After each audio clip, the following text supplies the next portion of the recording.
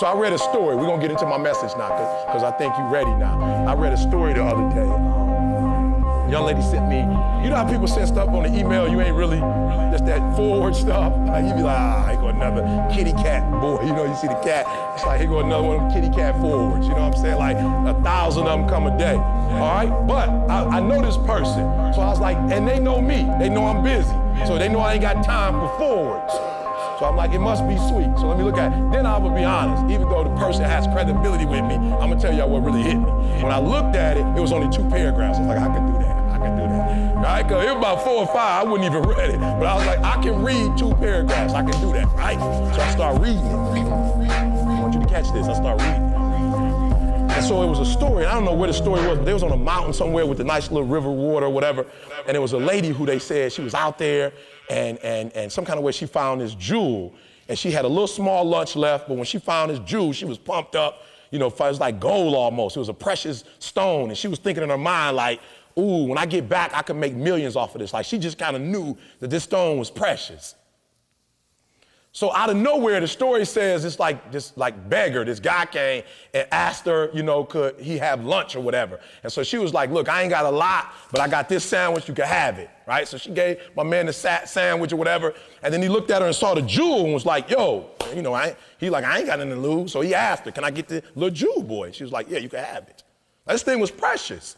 Like you could tell just by looking at it, like it was worth a whole lot. So she just gave it to my man. My man took it, he pumped up. He like, I'm broke. And the story said, you know how they paint the picture. I wasn't there, but the story said my man kind of sat down with the little jewel in his hand, and he was just thinking like, wow, I could buy a house. I could do this. I won't have to be homeless. I can get food. Like he was just going down the line of all the things he could do with this particular jewel. And he was like, as soon as I get back, I'm cashing it in. He didn't think about the lady. He's like, I'm gonna cash this thing in. I'm gonna be rich. I'm gonna be set for the rest of my life. Woo! He pumped. But the story says some kind of way my man stopped and he started traveling back to the lady. And when he got back to the lady, he was like, you know what, ma'am? I've been really thinking, and this jewel is like phenomenal, but I want to give it back to you. And she tripping like, what? You want to give it back? He was like, yeah, I want to give it back to you, but I want something from you in exchange for it. And she was like, well, this is worth millions. Like, I don't have nothing that's as valuable as this is. He said, nope, I'm giving it back. But when I give it back, you got to promise me when I give it back, you give me something. So she's like, all right, cool. She took the jewel and she said, what do you want from me? And he said, what I want from you is whatever was inside of you that allowed you to get this to me. I'm going to take my time because I want to make sure you caught that. He said, I don't want what you gave me. I want whatever's in you that allowed you to be willing to get at to me. So you're saying, what does that have to do with me as a baseball player? I was homeless. Listen to me, for those of you who read my book, some people be talking, for real. Some rappers be rapping, they ain't never lived the stuff they talked about. I was homeless, like for real. Right here, Detroit, Michigan, about 80 miles from here. I'm talking about I lived in abandoned buildings. High school dropout. I was eating out of garbage cans, right? Wherever I could find food, that's where I was finding food. Listen to me now, I travel the world now. Are you hearing me? I travel the world, and I'm just gonna say this, I don't really like to do this publicly, but I went from, my first check was probably about $100 when I was 19, 20, when I started doing this, to now I can command anywhere from $10,000 to $15,000 to do an hour presentation. Are you hearing what I'm saying? I went from being homeless and a high school dropout to that. You say, how did you do it, E? Remember the story I told you? I started studying. I wasn't watching the game no more. I wanted to study what was in Michael Jordan. I'm like, what's in Michael Jordan? Michael Jordan got something in him. You know it's a whole lot of NBA players, but you ever notice when you watch the game, there's just some guys, they just on a whole different type of level, right? And when I study, so I'm gonna give you 3 things, I'm letting you go. I'm gonna give you 3 things that's within these people that make them do what they do. And one of the things, if you've ever watched Michael Jordan, if you've ever watched Kobe, and I'm not a fan of either of the two, but I love greatness.